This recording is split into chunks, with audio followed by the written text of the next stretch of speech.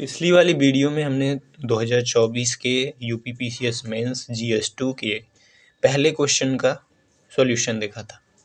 आज हम उसी कड़ी में आगे बढ़ते हुए जीएस2 के दूसरे क्वेश्चन जो कि 2024 के यूपीपीसीएस मेंस में आया हुआ था उसका सॉल्यूशन देखेंगे और बहुत ही संक्षिप्त और सारगर्भित आंसर आपके सामने प्रस्तुत कर रहे हैं।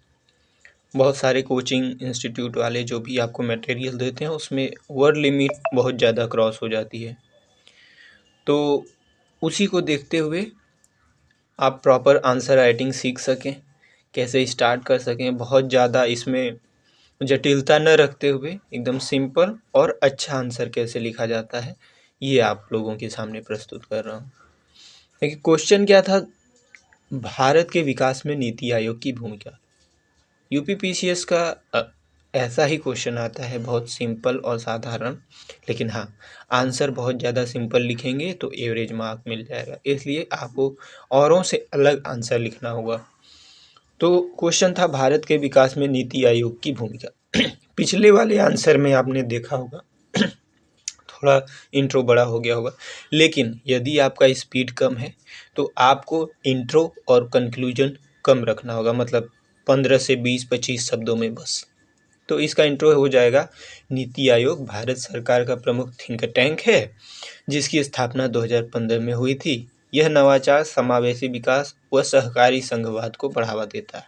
ठीक, छोटा सा और बढ़िया सा इंट्रो हो गया।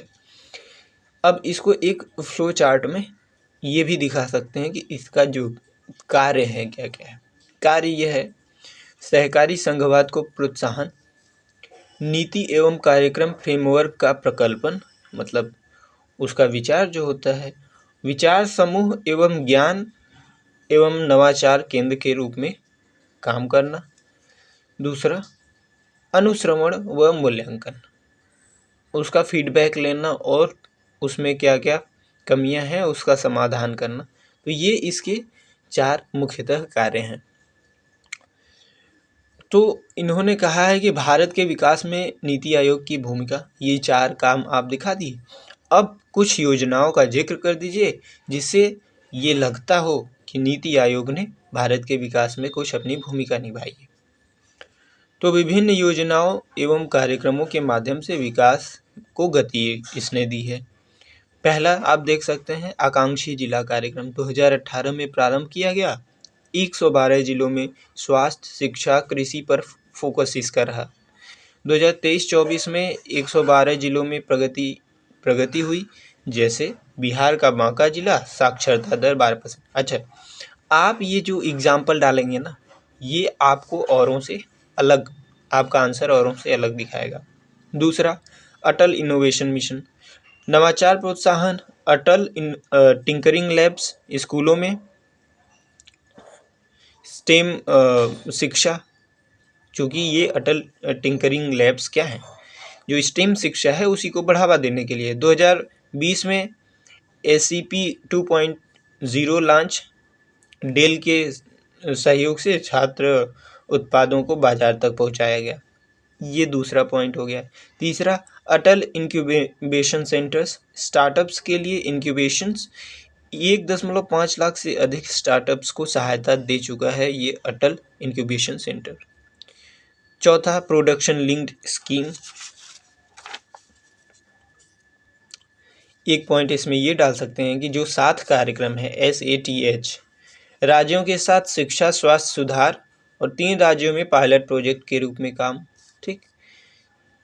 पांचवा इसमें क्या हो सकता है, लकी ग्राहक योजना, डिजी धन व्यापारी योजना। 2016 में डीमोनेटाइजेशन के बाद डिजिटल लेन देन को बढ़ावा, लाखों का पुरस्कार जो है इसमें दिया गया, जो लकी ग्राहक योजना और डिजी धन व्यापारी योजना के अंतर्गत।